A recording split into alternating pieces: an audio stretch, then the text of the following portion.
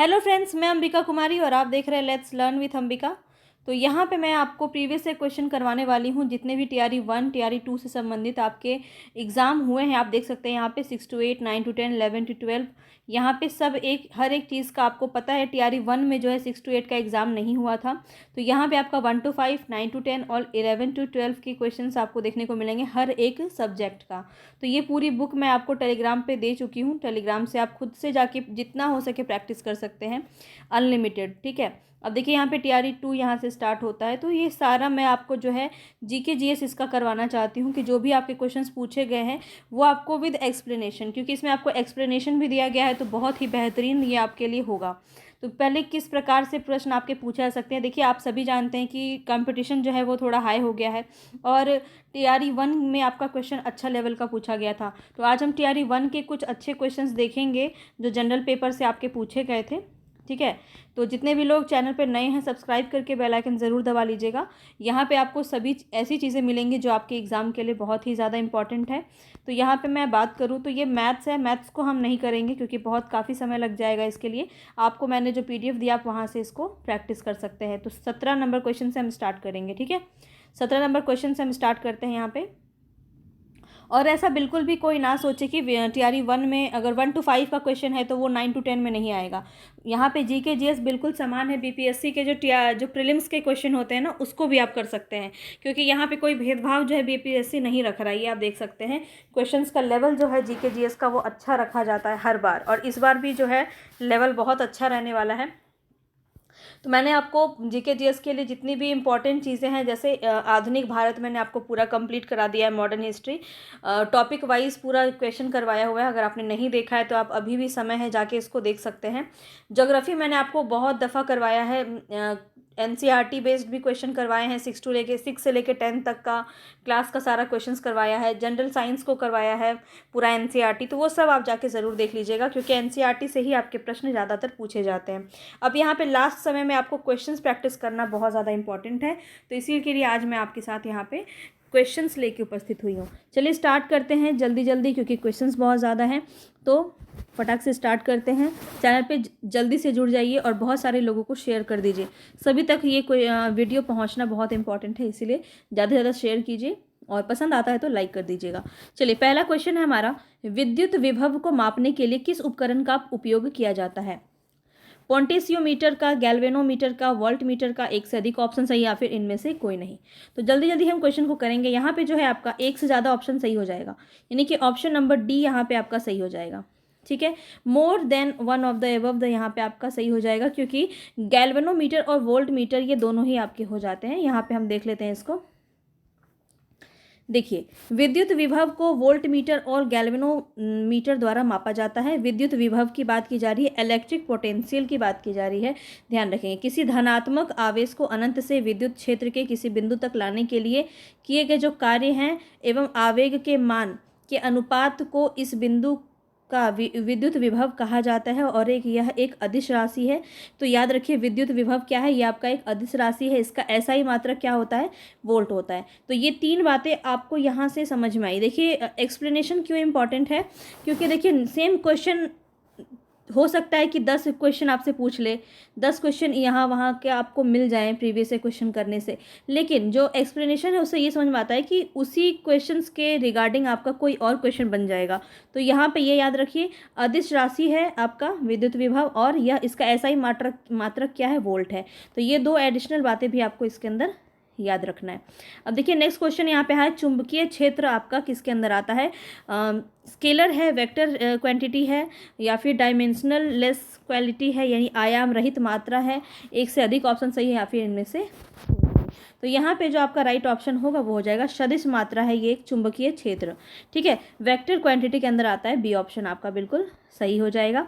ध्यान रखिएगा, चुंबकीय क्षेत्र एक सदिश राशि है। वैसे भौतिक राशि है जिनमें परिमाण के साथ साथ दिशा भी रहती है, उसे हम क्या कहते हैं, सदिश राशि के अंदर रखते हैं। इसमें विस्थापन बहुत इंपॉर्टेंट है, पूछा जाता है।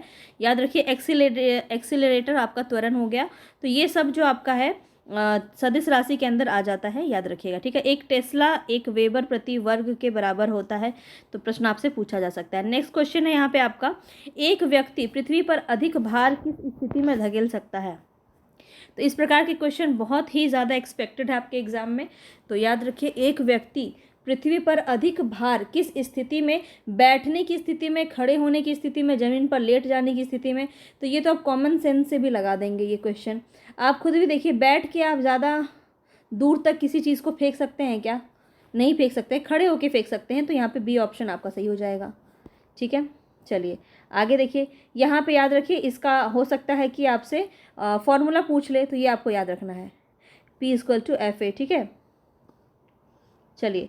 प्रिज्म के गुजरने पर सबसे अधिक अपवर्तित होने वाला रंगीन प्रकाश क्या होगा? बताएंगे। पीला, बैगनी, नीला, एक से अधिक या इनमें से कोई नहीं। प्रिज्म से गुजरने पर सबसे अधिक अपवर्तित होने वाला रंगीन प्रकाश कौन सा होगा? तो यहाँ पे जो आपका राइट ऑप्शन होगा वो हो जाएगा बैंगनी। ठीक है, वॉयलेट यहाँ पे बिल्कुल सही हो जाएगा, बी ऑप्शन। तो इसके बारे में थोड़ा सा जान लीजिए, हो सकता है इससे ही, इसी चैप्टर से, इसी क्वेश्चन से रिलेटेड आपसे कुछ और पूछ लिया जाए। तो देखिए, बैंगनी रंग का जो प्रकाश है वो प्रिज्म से गुजरने पर सर्वाधिक रिफ्रैक्ट होता है। ठीक है, इसका मुख्य कारण क्या है? बैंगनी रंग के प्रकाश की तरंग दैर्घ्य सबसे कम होती है। बैंगनी रंग के प्रकाश की आवृत्ति सबसे अधिक होती है, जबकि इसकी गति प्रिज्म में न्यूनतम होती है। बैंगनी प्रकाश की गति न्यूनतम होने से प्रिज्म के कोणीय किनारे प्रकाश को प्रिज्म से बाहर निकालने पर और भी अधिक मोड़ने का कारण बनता है। तो ये सभी कुछ कारण है जहाँ से बैंगनी आपका सबसे जो है पहले दिखाई पड़ता है। अब यहाँ पे देखिए, नेक्स्ट क्वेश्चन है आपका, मिट्टी के तेल के बर्तन में बर्फ का एक टुकड़ा डाला जाता है, बर्फ के पिघलने पर मिट्टी के तेल की सतह क्या होगी?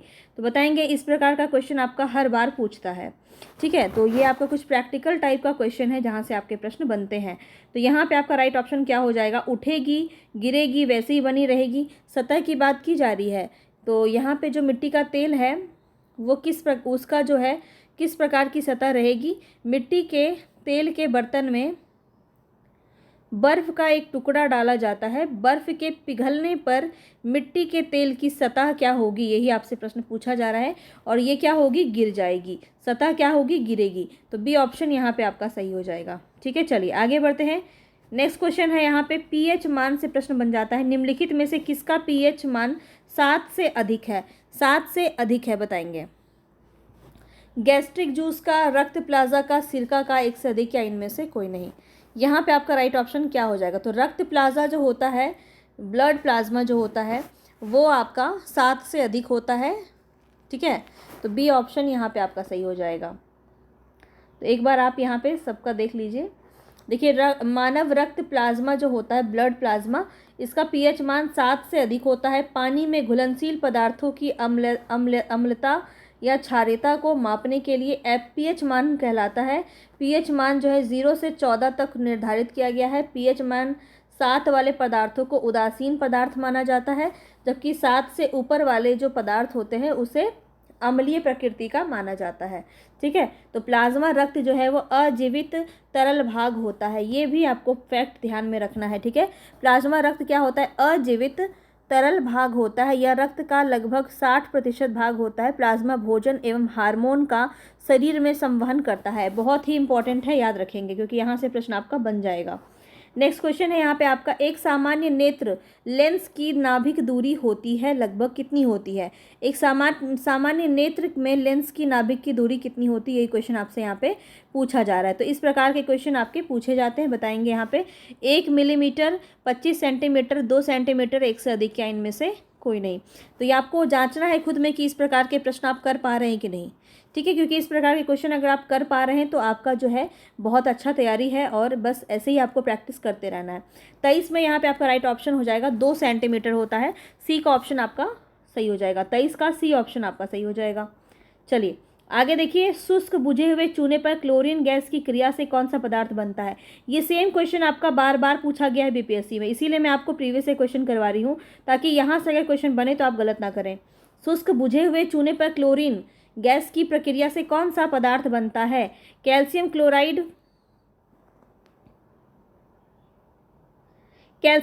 बनता है, विरंजक चूर्ण बनता है, हाइड्रोक्लोरिक अम्ल बनता है, एक से अधिक या इनमें से कोई नहीं। तो यहाँ पे जो आपका राइट ऑप्शन होगा वो हो जाएगा ब्लीचिंग पाउडर बनता है, बी ऑप्शन। ठीक है, बहुत ही ज़्यादा इंपॉर्टेंट है, याद रख लीजिएगा। कि शुष्क बुझे हुए चूने पर क्लोरीन गैस की क्रिया से क्या बनता है, ब्लीचिंग पाउडर बनता है। तो इसका फॉर्मूला भी यहाँ पे आप देख सकते हैं, ठीक है, बुझे हुए चूने का फॉर्मूला और उसमें क्लोरीन मिल गया Cl2, इसकी क्रिया से ब्लीचिंग पाउडर बनता है CaOCl2। ये आपको ध्यान में रखना है, ठीक है। चलिए आगे बढ़ते हैं। नेक्स्ट क्वेश्चन है यहाँ पे आपका, माता पिता से संतति में लक्षणों के पहुँचने की प्रक्रिया को क्या कहते हैं? रूपांतरण कहते हैं, आनुवांशिक कहते हैं, जीन कहते हैं, एक से अधिक, या इनमें से कोई नहीं? बताइए। The process where the characteristics are transmitted from parents to offsprings is called variation, heredity, gene, more than one of the above, none of the above. तो यहाँ पे जो आपका राइट ऑप्शन होगा वो हो जाएगा हेरिडिटी, ठीक है, अनुवांशिक। चलिए आगे बढ़ते हैं। ओम के नियम के सत्यापन के लिए ध्यान रखने वाली बात बताना है कि क्या होगा।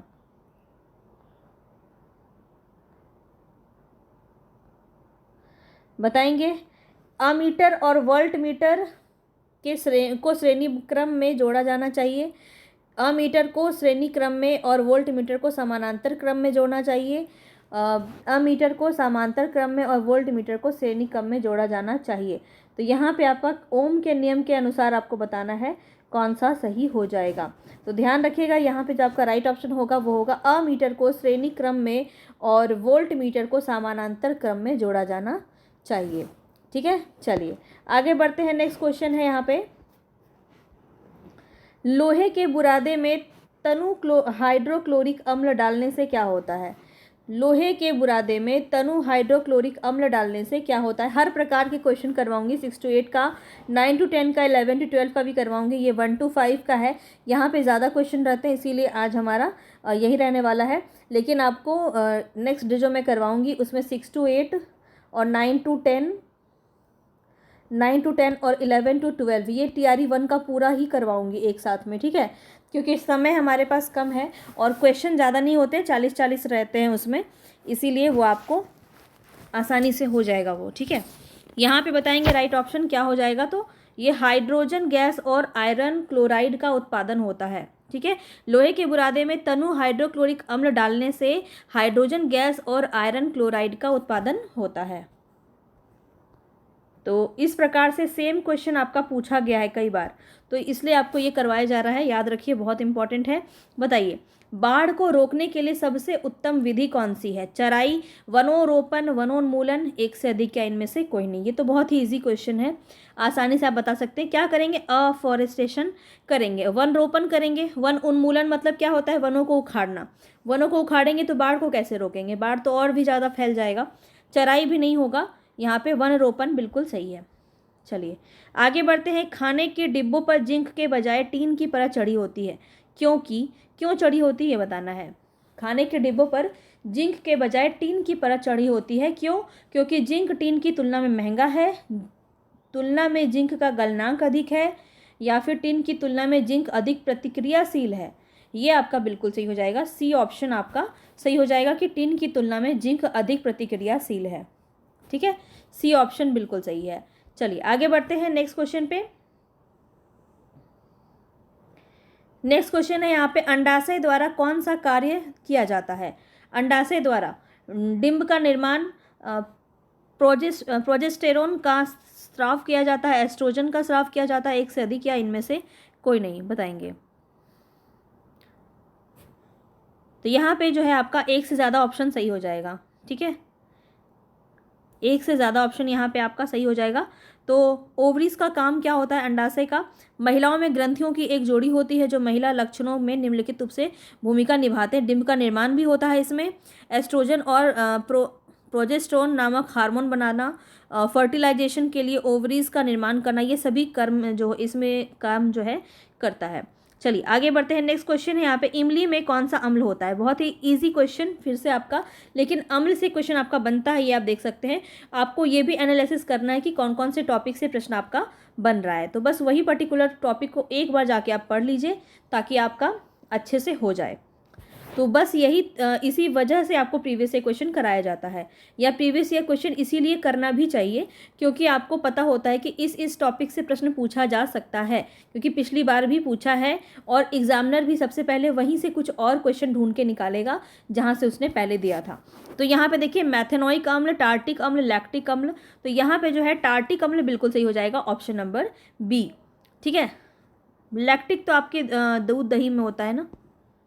तो यहाँ पे देखिए आपको दिया है, ये आप बहुत आसानी से याद रखिए। सिरका जो है एसिटिक अम्ल होता है, सेब में मैलिक अम्ल होता है, दूध में लैक्टिक अम्ल होता है, नींबू के रस में सिट्रिक अम्ल होता है और अंगूर में टार्ट्रिक अम्ल होता है। अंगूर और इमली दोनों में एक ही होता है। ठीक है, ये भी याद रखिए। चलिए आगे बढ़े नेक्स्ट क्वेश्चन पे।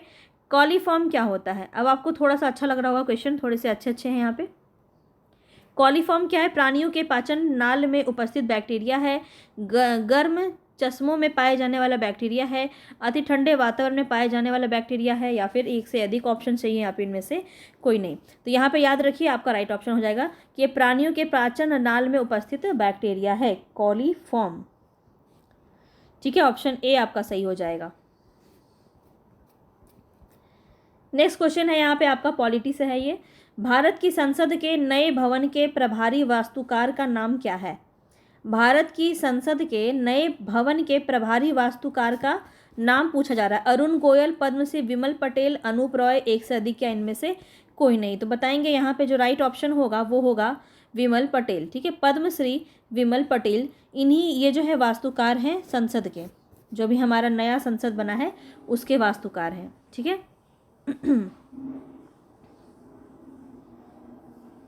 चलिए आगे बढ़ते हैं। नेक्स्ट क्वेश्चन है यहाँ पे, केवल संविधान सभा के सदस्यों के चुनाव में भाग लेने वाले भारत की वयस्क आबादी के मतदाताओं का प्रभावी प्रतिशत क्या था?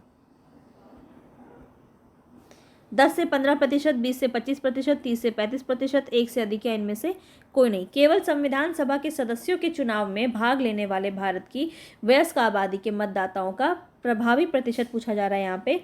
और यहाँ पे आपका जो राइट ऑप्शन है वो हो जाएगा 10 से 15%। ए ऑप्शन आपका बिल्कुल सही हो जाएगा। ठीक है, तो यहाँ पे आप एक बार देख लीजिए, भारतीय संविधान सभा के सदस्यों के चुनाव में भाग लेने वाले भारत की वयस्क आबादी के मतदाताओं का प्रभावी प्रतिशत कितना था? 10 से 15% था। भारतीय संविधान सभा की बैठक जो है वो 9 दिसंबर 1946 को नई दिल्ली में अस्थायी अध्यक्ष डॉक्टर सच्चिदानंद सिन्हा की अध्यक्षता में होती है। फिर 11 दिसंबर को डॉक्टर राजेंद्र प्रसाद को संविधान सभा का अस्थायी अध्यक्ष चुना जाता है। तो ये दो बात यहाँ से बिल्कुल ध्यान में रखिए। 9 दिसंबर को जो है संविधान सभा की बैठक होती है सबसे पहली बार, और उस वक्त राजेंद्र प्रसाद जो है इसके अध्यक्ष नहीं होते हैं, बल्कि अस्थायी अध्यक्ष होते हैं डॉक्टर सच्चिदानंद सिन्हा। इसके बाद 11 मई यानी कि 2 दिन के बाद डॉक्टर राजेंद्र प्रसाद को संविधान सभा का स्थायी अध्यक्ष चुना जाता है। BN राव को संवैधानिक सलाहकार नियुक्त किया जाता है। तो काफ़ी बार आपका ये प्रश्न बना है कि संवैधानिक सलाहकार कौन था, तो कौन थे? BN राव। ठीक है, ये बात भी याद रखेंगे। नेक्स्ट क्वेश्चन है यहाँ पे, किस राज्य ने अप्रैल 2023 में ट्रांसजेंडर समुदाय को OBC का दर्जा दिया? तो ये आपका करंट अफेयर से संबंधित है। तो यहाँ पे देखिए, तमिलनाडु, मध्य प्रदेश, राजस्थान। अब आपसे ये एक GK के फॉर्म में आप इसको पढ़ सकते हैं कि ट्रांसजेंडर समुदाय को OBC का दर्जा 2023 में किस राज्य ने दिया है? तो यहाँ पे जो आपका राइट ऑप्शन होगा वो होगा मध्य प्रदेश। ठीक है, क्या होगा? मध्य प्रदेश हो जाएगा, बी ऑप्शन। ठीक है, और सितंबर 2023 में झारखंड सरकार ने ट्रांसजेंडर समुदाय को सामाजिक सुरक्षा प्रदान करने के उद्देश्य से राज्य की पेंशन योजना में शामिल करने का फैसला किया है। तो ये भी बात आपको ध्यान रखना, अगर प्रश्न आपसे पूछ ले कि राज्य के ट्रांसजेंडर समुदाय को सामाजिक सुरक्षा प्रदान करने के उद्देश्य से राज्य में पेंशन योजना किस राज्य ने शुरू की है, तो झारखंड सरकार हो जाएंगे। ठीक है, चलिए आगे बढ़ेंगे। नेक्स्ट क्वेश्चन है, मोहम्मद बिन तुगलक के शासनकाल में भारत आए प्रसिद्ध मुस्लिम खोजकर्ता इब्न बतूता किस देश से सम्मिलित थे? अफगानिस्तान, मोरक्को, इराक, एक से अधिक, क्या इनमें से कोई नहीं? तो यहाँ पे जो आपका राइट ऑप्शन होगा वो होगा मोरक्को। ठीक है, बी ऑप्शन आपका बिल्कुल सही हो जाएगा। इब्न बतूता आपका मोरक्को से आया था, और सल्तनत कालीन तुगलक वंशी शासक मोहम्मद बिन तुगलक के शासनकाल में आया। प्रसिद्ध खोजकर्ता और यात्री था इब्न बतूता, और अफ्रीका के मोरक्को का ये निवासी था। वह मध्य एशिया के मार्ग से होते हुए भारत के सिंध प्रांत में 1333 ईस्वी में पहुंचता है। तो ये डेट भी आपको याद रखना है, पूछा जा सकता है। मोहम्मद बिन तुगलक जो है 1325 से 1351 ईस्वी के बीच में ये रहते हैं, और इब्न बतूता को दिल्ली का काजी या जज भी नियुक्त किया था इसने। ठीक है, तो प्रश्न पूछा जा सकता है, इसीलिए मैं आपको ये बता रही हूँ ताकि इम्पॉर्टेंट है, अगर पूछ ले तो आपको पता होना चाहिए। हाल ही में भारत का पहला केबल स्टे रेल पुल बनाया गया है। केबल स्टे रेल पुल बनाया गया है किसके द्वारा? हिमाचल प्रदेश में, उत्तर प्रदेश में, जम्मू कश्मीर में, कहाँ पे बनाया गया ये आपको बताना है। तो यहाँ पे जो आपका राइट ऑप्शन होगा वो होगा जम्मू कश्मीर में। ठीक है, केबल स्टे रेल पुल जम्मू कश्मीर। चलिए आगे बढ़ते हैं। नेक्स्ट क्वेश्चन है यहाँ पे आपका, भारत का पहला अर्धचालक सेमीकंडक्टर निर्माण प्लांट किस राज्य में स्थापित किया गया है? बताइए, भारत का पहला अर्धचालक निर्माण प्लांट किस राज्य में स्थापित किया गया है? और यहाँ पे जो आपका राइट ऑप्शन होगा वो होगा गुजरात। ए ऑप्शन बिल्कुल सही हो जाएगा। ठीक है, चलिए आगे बढ़ते हैं। 1917 में चंपारण सत्याग्रह के दौरान भारत में गांधी के जीवन पर पहले ज्ञात प्रयास के पीछे कौन था? बहुत ही इंपॉर्टेंट क्वेश्चन है। 1917 में चंपारण सत्याग्रह के दौरान भारत में गांधी के जीवन पर पहले ज्ञात प्रयास के पीछे कौन था, ये आपको बताना है। तो यहाँ पे कौन हो जाएंगे? Doctor Grant, H S. Pollock, Irwin, या एक से अधिक या इनमें से कोई नहीं। तो यहाँ पे जो आपका राइट ऑप्शन होगा वो हो जाएगा इरविन। ठीक है, सी ऑप्शन बिल्कुल सही हो जाएगा। ठीक है, गांधी जी की लोकप्रियता के कारण चंपारण सत्याग्रह के दौरान उन्हें रोकने के लिए ब्रिटिश बगान प्रबंधक इरविन ने कार्रवाई करने का निर्णय लिया, और उसने गांधी जी को रात्रि भोज का निमंत्रण दिया, जिसे गांधी जी ने सहर्ष स्वीकार किया। इरविन के इस निमंत्रण के पीछे गांधी जी की हत्या का षड्यंत्र रचा गया था। इनमें रसोइया बख्त मियाँ ने गांधी जी की जान बचाई थी। तो प्रश्न आपका कई बार ये बनता है कि वो रसोइये का नाम क्या था, तो बख्त मियाँ याद रखेंगे, बतख मियाँ। चलिए नेक्स्ट क्वेश्चन है यहाँ पे आपका, ये जो है आपका करंट अफेयर उस समय का जो है, करंट अफेयर उस समय का, तो ये आप ना भी करें तो चलेगा, पर चलिए क्वेश्चन है तो देख लेते हैं। निम्नलिखित में से कौन सा देश हाल ही में गठित I2U2 ग्रुपिंग का सदस्य बना है? भारत, इजराइल, संयुक्त अरब अमीरात, एक से अधिक या इनमें से कोई नहीं। तो यहाँ पे जो है आपका एक से अधिक ऑप्शन सही हो जाएगा। कौन कौन शामिल है? तो देखिए I2U2 ग्रुप में 2021 में इसका गठन हुआ है, और इसमें भारत, इजराइल, USA, UAE ये सब शामिल है। वेस्ट इंडियन क्वाड के नाम से ये ग्रुप आपका जाना जाता है। 17 मार्च 2023 को अंतर्राष्ट्रीय आपराधिक न्यायालय ने किसके विरुद्ध गिरफ्तारी वारंट जारी किया था? रूसी राष्ट्रपति व्लादिमीर पुतिन के विरुद्ध, या फिर अमेरिकी राष्ट्रपति जो बाइडन, या चीनी राष्ट्रपति सी जिनपिंग? यहाँ पे आपका राइट ऑप्शन क्या हो जाएगा? तो यहाँ पे ध्यान रखेंगे, राइट ऑप्शन हो जाएगा आपका रूसी राष्ट्रपति व्लादिमीर पुतिन के खिलाफ जो है वारंट इशू किया गया था। चलिए आगे बढ़ते हैं। ICC मुख्यालय हेग नीदरलैंड में है, ये भी बात आपको ध्यान रखना है।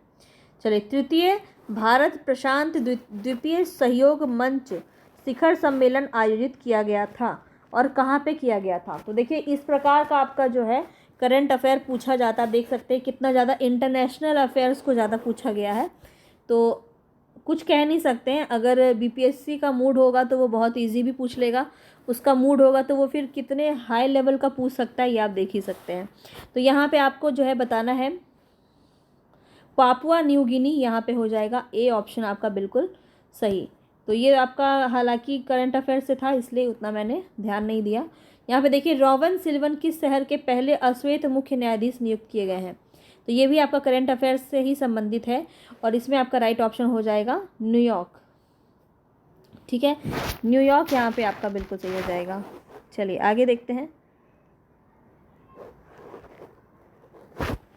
निम्नलिखित में से किस देश की संसदीय समिति ने हाल ही में सिफारिश की है कि भारत को नाटो प्लस समूह का हिस्सा बनाया जाना चाहिए? तो बताना है भारत को नाटो प्लस का हिस्सा बनाना ये किसके द्वारा कहा गया, किसकी सिफारिश थी? तो UK की, USA की, या फिर जर्मनी की? तो यहाँ पे जो आपका राइट ऑप्शन है वो हो जाएगा USA। ठीक है, बी ऑप्शन बिल्कुल सही हो जाएगा। चलिए, वो आपको इम्पॉर्टेंट था, पता होना चाहिए। आगे बढ़ते हैं। नेक्स्ट क्वेश्चन है यहाँ पे, अंतर्राष्ट्रीय बुकर पुरस्कार 2023 दिया गया है, किसको दिया गया है? ये क्वेश्चन आपसे अब नहीं पूछेगा। और यहाँ पे आपका राइट ऑप्शन जो है ये हो जाएगा गॉर्जी गोस्पिडोनियोव। ठीक है, नाम भी बहुत ही अजीब है, याद रखना मुश्किल है। चलिए आगे देखते हैं। ट्विटर के नए मुख्य कार्यकारी अधिकारी CEO कौन बने हैं? तो ये भी आपका करंट अफेयर से ही संबंधित क्वेश्चन है। और यहाँ पे जो राइट ऑप्शन हो जाएगा वो होगा लिंडा याकरिनो। बी ऑप्शन यहाँ पे आपका सही हो जाएगा। चलिए आगे देखते हैं। ये क्वेश्चन आपका इम्पॉर्टेंट है। भारत की 2011 की जनगणना के अनुसार बिहार की कुल महिला साक्षरता दर कितनी है? ये बहुत इम्पॉर्टेंट है, ये अभी भी आपका पूछा जा सकता है। तो यहाँ पे आपको बताना है 52.89, 63.68 या फिर 53.75%। ये तीनों ही डेटा गलत है, यानी कि ई ऑप्शन यहाँ पे आपका सही होगा। एग्जैक्ट डेटा हम देख लेते हैं। तो 51.5% जो है यहाँ पे महिला साक्षरता दर है, जबकि पुरुष का कितना है? 71.2%। ये याद कर लीजिए। और भारत का अगर कुल साक्षरता दर पूछा जाएगा तो भी आपका 61 होगा। ठीक है, 61.80। इसको याद कैसे रखेंगे? अगर कुल पूछा जाए तो कितना हो जाएगा? 61.80। और अगर पूछा जाएगा महिला का तो इसी में 10 कम कर देना, 51%। ठीक है, 0.5। और इसके बाद पूछा जाए महिला का तो 1 बढ़ा देना, कुल में 1 बढ़ा देंगे तो आ जाएगा पुरुष का 71.2%। ठीक है, तो जब आपको कुल में महिला का पूछा जाए तो 10 माइनस करना है और इसमें पूछा जाए तो प्लस करना है। ठीक है, ऐसे याद रहेगा। चलिए आगे बढ़ते हैं। नेक्स्ट क्वेश्चन है, सुभद्रा देवी जिनको 2023 में पद्मश्री पुरस्कार से सम्मानित किया गया, वह किस रूप में जानी जाती हैं? तो यहाँ पे इसका राइट ऑप्शन क्या हो जाएगा? पेपर मेसी कलाकार के रूप में जानी जाती हैं। ठीक है, चलिए छोटा नागपुर क्षेत्र के मुंडा और संथाल निम्नलिखित में से किस पेड़ की पूजा करते थे? बहुत इंपॉर्टेंट क्वेश्चन है ये, बताइए। छोटा नागपुर क्षेत्र के मुंडा और संथाल किस पेड़ की पूजा करते थे? इमली, आम या कदम का पेड़? तो यहाँ पे जो राइट ऑप्शन है वो हो जाएगा कदम का पेड़। बताएंगे यहाँ पे इमली, आम, कदम किसकी पूजा करते थे? तो यहाँ पे आपका जो है कदम बिल्कुल सही हो जाएगा। ठीक है, कदम के पेड़ की पूजा करते थे। सी ऑप्शन यहाँ पे आपका सही हो जाएगा। छोटा नागपुर के पठारी क्षेत्रों में निवास करने वाले मुंडा और संथाल जनजाति के लोग कदम और महुआ वृक्षों की पूजा करते थे। ज्ञात हो कि सरहुल त्यौहार संथाल जनजाति द्वारा ही मनाया जाने वाला त्यौहार है। और 2 नाम आपको याद रखना है, महुआ वृक्ष और कदम के वृक्ष को ये लोग पूजा करते थे। ठीक है, तो हो सकता है आपके ऑप्शन में महुआ भी रह जाए, तो इसीलिए आपको ध्यान रखना है। अब देखिए, फसल से प्रश्न आपका हर एक एग्जाम में पूछा गया है। यहाँ पे पूछा जा रहा है कि निम्न में से किसकी खेती जायद के मौसम में की जाती है? सेम क्वेश्चन 6 to 8 में भी पूछा गया है, सेम क्वेश्चन आपका 9 to 10 में भी पूछा गया है। तो इसीलिए आपको ध्यान से समझना है। खरबूजा, खीरा, तरबूज, एक से अधिक ऑप्शन सही या फिर इनमें से कोई नहीं। तो यहाँ पे सारे ही ऑप्शन सही हैं, तो डी ऑप्शन यहाँ अधिक हो जाएगा, यहाँ पे सही हो जाएगा, उपयुक्त में से एक से अधिक। ठीक है, जायद फसल आप सभी को पता है, खरीफ, रबी और जायद 3 प्रकार की आपकी फसल होती है। और इसको एक बार आप ज़रूर देख लीजिए, ये काफ़ी इंपॉर्टेंट है आपके लिए। और यहाँ से आपको एक मार्क्स तो आपका यहाँ से निश्चित रूप से मिलने वाला है। तो देखिए, आपका अगर बात किया जाए जायद फसल का, तो तरबूजा, खरबूजा, खीरा, ककड़ी, मूंग, जूट, तोरई, भिंडी, ये सब आपके पाए जाते हैं। जायद की फसलें जो होती है वो मार्च में बोई जाती है और जून तक इसे काट लिया जाता है। अब 3 फसल होते हैं आपके, रबी, खरीफ और जायद। रबी की फसलों में शीत ऋतु में अक्टूबर से दिसंबर के बीच में इसे बोया जाता है और ग्रीष्म ऋतु के आरंभ में अप्रैल से जून के मध्य में इसे काटा जाता है। और इसकी जो प्रमुख फसल है ये आपको मेन रूप से आपको ध्यान में रखना है।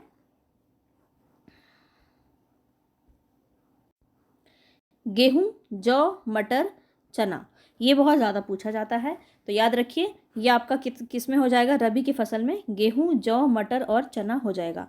अब खरीफ की बात करें तो खरीफ की फसल जून से जुलाई में मानसून के आगमन के साथ बोई जाती है और अक्टूबर से नवंबर में शीत ऋतु में इसके आगमन के साथ काटी जाती है। ठीक है, तो ठंडी में काट लेते हैं और गर्मी में इसे बोया जाता है। प्रमुख अगर फसल की बात करें तो चावल, कपास, जूट, ज्वार और बाजरा काफ़ी पूछा जाता है। ये पांचों आपका काफ़ी ज़्यादा पूछा जाता है, तो इसको ध्यान में रखिए, बहुत इंपॉर्टेंट है। भूकंप के बारे में आपको यहाँ पे पूछा जा रहा है, कौन सा कथन सत्य है, देख लेते हैं।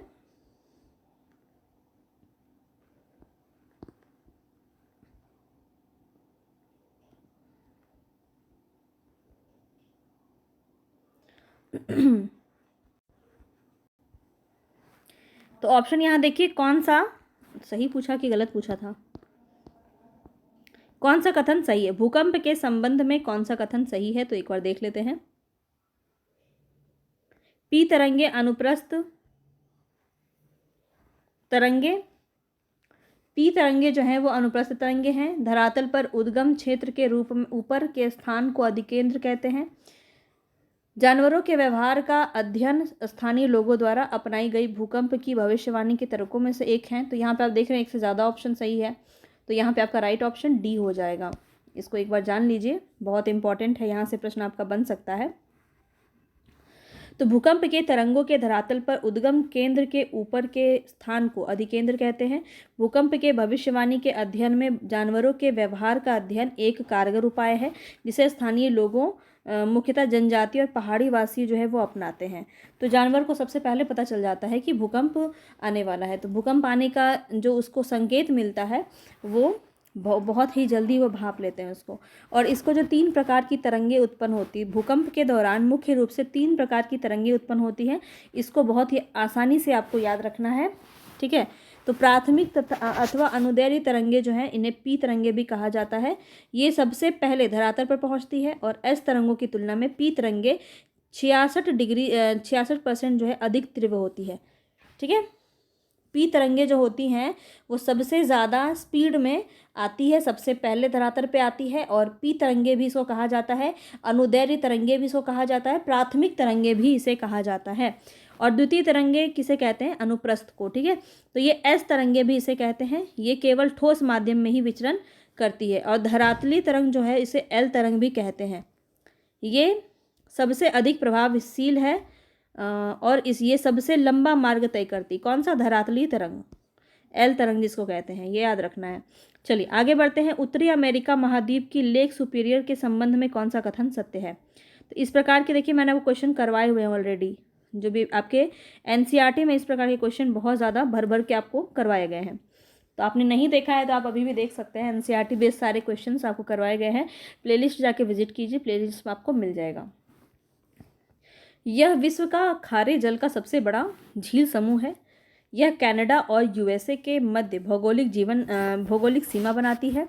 यह दोनों देश के मध्य लगभग 1700 किलोमीटर लंबी सीमा बनाती है। एक से अधिक ऑप्शन सही है या फिर इनमें से कोई नहीं। तो यहाँ पे आपको बताना है कौन सा राइट ऑप्शन होगा। तो यहाँ पे अगर हम बात करें तो देखिए कनाडा और यूएसए के मध्य भौगोलिक सीमा बनाती है, आपका बी ऑप्शन बिल्कुल सही हो जाएगा सुपीरियर लेक के संबंध में, ठीक है।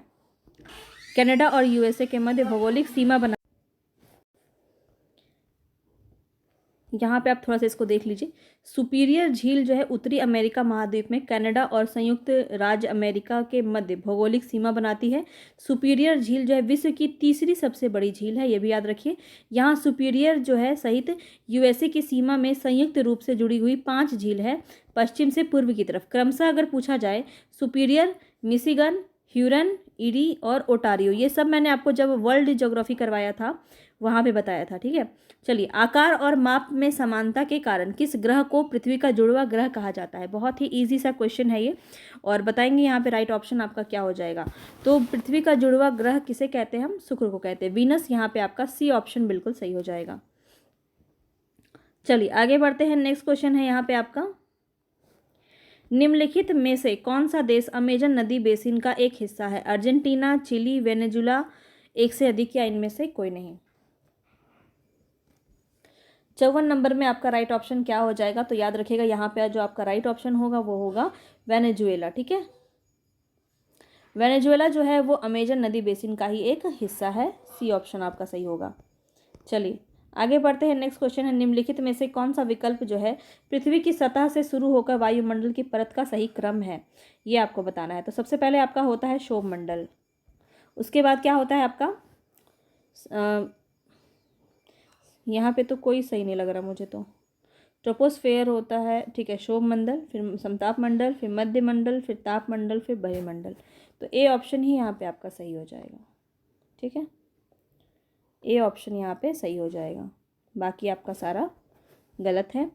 तो यहाँ पे आप देख सकते हैं। और एक बात और याद रखिए यहाँ पे, ये तो आपको याद रखना ही है, क्षोभ मंडल, समताप मंडल, मध्य मंडल, उसके बाद आयन मंडल को ही ताप मंडल या ताप मंडल भी कहते हैं, बहिर्मंडल, एक्सोस्फेयर सबसे लास्ट होता है, याद रखिएगा। और हमारे वायुमंडल में नाइट्रोजन गैस जो है वो सर्वाधिक मात्रा में पाई जाती है, 78% जो है यही पाया जाता है, तो सबसे ज़्यादा पाया जाता है। इसके पश्चात घटते क्रम में देखा जाए तो ऑक्सीजन, फिर ऑर्गन, फिर carbon dioxide, neon, helium, ozone और हाइड्रोजन पाया जाता है, ठीक है। चलिए आगे बढ़ते हैं। हस्तांतरित कृषि के स्थानीय नाम और संबंधित देश, यहाँ पे युग्म आपको बताना है। ये इस प्रकार के प्रश्न आपके हर एक एग्जाम में देखने को मिलता है, तो बस इसको अच्छे से बताइए। चीना, बांग्लादेश, यहाँ पे सही बताना है कि गलत बताना है, देखो मैं भूल जाती हूँ बार बार, हमें सही युग्म बताना है, ठीक है, सही युग्म हमें बताना है।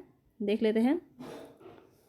मिल्पा जिम्बाब्वे, रोडेशिया, लदांग कहते हैं मलेशिया में, बताएंगे। चेना कहते हैं बांग्लादेश में। तो यहाँ पे आपका सही वाला कौन सा है, तो लदांग कहते हैं मलेशिया में। सी ऑप्शन आपका यहाँ पे सही हो जाएगा। अब यहाँ पे जो दिया है इसको अच्छे से देख लीजिए, ठीक है। देखिए यहाँ पे स्थानांतरणशील जो यानी कि झूम कृषि भी जिसे हम कहते हैं, मलेशिया और जावा में लदांग कहा लाता है वो, और श्रीलंका में चेन्ना, मैक्सिको में मिल्पा या केनुल या कोमिले, थाईलैंड में क्या कहलाता है, तमराई, म्यांमार में तुंग्या, कोंगो में मोसोने इस नाम से जाना जाता है। वेवर या दहियार बुंदेलखंड में, दीपा बस्तर जिला में, बत्रा दक्षिण पूर्व राजस्थान में, पोडू आंध्र प्रदेश में और कुमारी केरल के पश्चिमी घाट में कहलाता है। तो ये आपका भारत में था, ये आपका विश्व में था। क्वेश्चन आपसे कुछ भी पूछा जा सकता है, याद रखेंगे। नेक्स्ट क्वेश्चन है यहाँ पे आपका, यदि ग्रीनविच के में दोपहर के 12 बजे हैं तो ग्रीनविच के 30 डिग्री पूर्व में आपका क्या समय होगा, ये बताना है आपको। और देखिए इस प्रकार के क्वेश्चन को आप बहुत ही आसानी से कर सकते हैं। आपको पता है 1 डिग्री में आपका 4 मिनट होता है, तो 30 डिग्री है तो बस 4 से आप मल्टीप्लाई कर दीजिए, तो इस प्रकार से। और उसके बाद आप उसको आर में अगर कन्वर्ट करेंगे तो कितना हो जाएगा, 2 बजे यानी कि 2 घंटे का समय आपका हो जाता है। तो यहाँ पे ए ऑप्शन आपका सही हो जाएगा। देखिए यहाँ पे भी आपको दिया हुआ है 4 मिनट होता है पूरे 1 डिग्री में, 1 डिग्री में 4 मिनट होता है, चाहे कितना भी डिग्री आपको दे दे, ठीक है। 30 दिया तो 30 में आपको इसको इंटू कर देंगे, इतना मिनट हो जाएगा। अब इसी को आपको घंटा में कन्वर्ट कर देना है आर में, और तब आपका कितना हो जाएगा, 2 घंटा, यानी 12 के बाद 2 हम जोड़ेंगे तो कितना हो जाएगा, 2 बज जाएगा। चलिए आगे बढ़ते हैं। महासागरीय परपटी के मुख्य खनिज घटक कौन से हैं। अब ये वाले क्वेश्चन मैंने आपको कितने बार करवाए हैं एनसीईआरटी में, क्योंकि ये बहुत ज़्यादा पूछा जाता है। तो देखिए यहाँ पे पूछा गया है, महासागरीय परपटी के मुख्य खनिज पूछे जा रहे हैं, सिलिका, एल्युमिनियम, सिलिका, निकल, सिलिका और मैग्नीशियम, एक से अधिक या इनमें से कोई नहीं। तो यहाँ पे जो आपका राइट ऑप्शन है वो हो जाएगा सिलिका और मैग्नीशियम, ठीक है। सी ऑप्शन आपका बिल्कुल सही हो जाएगा। आगे बढ़ते हैं नेक्स्ट क्वेश्चन पे। नेक्स्ट क्वेश्चन है यहाँ पे आपका, मल्चिंग जो है शब्द, इसकी व्याख्या बताना है आपको। मल्चिंग क्या होता है, तो फसलों के बीच खाली जमीन को पुआल जैसे जैविक पदार्थों की परत से ढकना मल्चिंग कहलाता है, या कंटूरों को पत्थरों और घास आदि से ढकना, खड़ी ढालों पर बनी वेदिकाओं में फसल उगाना। एक से अधिक ऑप्शन सही है या फिर एक भी नहीं। तो यहाँ पे आपका राइट ऑप्शन क्या हो जाएगा, तो यहाँ पे याद रखिए आपका राइट ऑप्शन जो है वो हो जाएगा, फसलों के बीच खाली जमीन को पुआल जैसे जैविक पदार्थ की परत से ढकना ही मल्चिंग कहलाता है। ए ऑप्शन आपका सही हो जाएगा। भारत के खनिज तेल पेट्रोलियम के उत्पादन क्षेत्र और उसकी अवस्थितियों का सही युग्म आपको बताना है। सुरमा घाटी असम, लुनेज क्षेत्र गुजरात, केजी बेसिन बंगाल की खाड़ी में है। तो आपका पेट्रोलियम का कौन सा युग्म सही है खनिज तेल में, तो यहाँ पे जो आपका राइट ऑप्शन होगा वो एक से ज़्यादा ऑप्शन यहाँ पे आपका सही है, तो डी ऑप्शन यहाँ पे आपका हो जाएगा। डी ऑप्शन आपका यहाँ पे हो जाएगा। आप यहाँ पे इसको विस्तृत रूप में देख लीजिए। तो यहाँ पे अगर हम देखें तो सूरमा घाटी, डिगबोई, नहरकटिया, हुगरी गज, मोरान क्षेत्र असम में है, और लुनेज, अंकलेश्वर, ओलियाद, ढोकला, मेहसाना, कलोल क्षेत्र आपका गुजरात में है, मंगला आपका राजस्थान में है। कृष्णा गोदावरी बेसिन जो कि केजी बेसिन कहलाता है, ये क्षेत्र आपका आंध्र प्रदेश में है, जो कि प्राकृतिक गैस का भारत में प्राप्त सबसे बड़ा भंडार है। केजी बेसिन में ही रावा अपतटीय क्षेत्र पेट्रोलियम उत्पादन के लिए प्रसिद्ध है। ठीक है, चलिए आगे बढ़ते हैं। जवाहरलाल नेहरू की अस्थायी सरकार में श्रम मंत्री कौन थे? अब देखिए मैंने आपको कितनी बार ये जो हर एक टॉपिक से मैंने आपको क्वेश्चन करवाया है, मॉडर्न हिस्ट्री का हर एक टॉपिक वाइज क्वेश्चन करवाया है, ये सारे आपको क्वेश्चन मिल जाएंगे वहाँ पे। तो सारे मंत्री मैंने आपको करवाए हुए हैं। कानून मंत्री कौन था, वित्त मंत्री कौन था, श्रम मंत्री कौन था, यहाँ पे बताएंगे आपका 61 में राइट ऑप्शन क्या हो जाएगा। तो याद रखिएगा यहाँ पे जो आपका राइट ऑप्शन होगा वो हो जाएगा जगजीवन राम। ठीक है, श्रम मंत्री कौन थे? जगजीवन राम हो जाएंगे। ठीक है, आगे बढ़ते हैं। नेक्स्ट क्वेश्चन है यहाँ पे, आप एक बार इसको देख लीजिए आप। 2 सितंबर 1946 को जवाहरलाल नेहरू के नेतृत्व में गठित भारत की अंतरिम या अस्थायी सरकार में जगजीवन राम को श्रम मंत्री बनाया गया था। अरुणा आसफ अली को रेलवे एवं परिवहन मंत्री बनाया गया था। सी राजगोपालाचारी को शिक्षा मंत्री बनाया गया था। जवाहरलाल नेहरू को कार्यकारी परिषद का उपाध्यक्ष बनाया गया था। विदेशी मामले और राष्ट्रमंडल का कार्यभार भी संभालते थे, तथा सरदार पटेल को गृह क्षेत्र मिला था। ठीक है, गृह मंत्री बने थे। सूचना एवं प्रसारण का दायित्व दिया गया था। सरदार पटेल को गृह, सूचना और प्रसारण का दायित्व दिया गया था। लॉर्ड वेवेल का अध्यक्ष के तौर पर नियुक्त किया गया था। लॉर्ड वेवेल को अध्यक्ष के तौर पर नियुक्त किया गया था। तो यहाँ पे ये सभी आपको मंत्री ध्यान में रखना है, पूछा जा सकता है। आगे बढ़ते हैं। यहाँ पे 1918 के किस महीने में चंपारण कृषि कानून यानी कि चंपारण एग्रेरियन एक्ट यूरोपीय नील बागान के स्वामी के विरुद्ध पारित हुआ था? बताएंगे। यहाँ पे आपका राइट ऑप्शन क्या हो जाएगा? फरवरी में, मई में, नवंबर में। तो यहाँ पे जो है आपका कोई भी ऑप्शन सही नहीं है। तो यहाँ पे एक से मतलब कि उपयुक्त में से कोई नहीं, none of the above, E option आपका सही हो जाएगा। मार्च में था ये, 4 मार्च में। मार्च आपके ऑप्शन में नहीं है। ठीक है, तो गांधी जी द्वारा 1917 में किए गए प्रथम नील सत्याग्रह नील आंदोलन के बाद 4 मार्च 1918 को यूरोपीय नील बागान मालिकों के विरुद्ध सरकार ने चंपारण कृषि कानून, चंपारण एग्रीन एक्ट पारित किया गया। इसी कानून के तहत बिहार, उड़ीसा और बंगाल के कुछ प्रांतों में प्रचलित 3 कटिया पद्धति का समाप्त किया गया। ठीक है, तो 4 मार्च 1918 याद रखेंगे। अब बताना निम्न में से कौन सा कथन यहाँ पे सही है? देख लेते हैं। यहाँ पे पूछा जा रहा है a bunch of old letters का लेखन डॉक्टर राजेंद्र प्रसाद ने किया था। सही कथन आपको बताना है, ये तो गलत है। व्यक्तिगत सत्याग्रही में ब्रह्मदत्त दूसरे सत्याग्रही थे, ये तो बिल्कुल गलत है। दूसरे सत्याग्रही कौन थे? विनोबा भावे थे ना। अब यहाँ देख लेते हैं। सुभाष चंद्र बोस ने द इंडियन स्ट्रगल का लेखन किया, बिल्कुल सही है। तो यहाँ पे जो है 63 में आपका राइट ऑप्शन सी हो जाएगा। ठीक है, सुभाष चंद्र बोस की बुक है द इंडियन स्ट्रगल। ठीक है, याद रखेंगे, बहुत पूछा जाता है। सारे बुक आपको मैंने टेलीग्राम पे डाले हुए हैं, उसको एक बार आप ज़रूर देख लीजिएगा। पूरी रचना आपको मिल जाएगी वहाँ पे, जितने भी बुक और जितनी भी पत्रिका वगैरह हैं जहाँ से प्रश्न आपके पूछे जाते हैं। आगे बढ़ते हैं। ये याद रखिए कि व्यक्तिगत सत्याग्रह में दूसरे सत्याग्रही जवाहरलाल नेहरू थे और पहले आपके विनोबा भावे थे। बिल्कुल, पहले सत्याग्रही विनोबा भावे थे और दूसरे सत्याग्रही जो थे वो जवाहरलाल नेहरू थे। चलिए आगे बढ़ते हैं। बिहार की किस जनजाति ने कांग्रेस में गया अधिवेशन में भाग लिया था? बिहार की किस जनजाति ने कांग्रेस के गया अधिवेशन में भाग लिया था? पहले तो ये बताइए गया अधिवेशन कब हुआ था? 1922 में, है ना। ये भी आपको याद रखना है, 6 to 8 वाले में ये क्वेश्चन आपका बना था। ठीक है, 1922 में हुआ था। और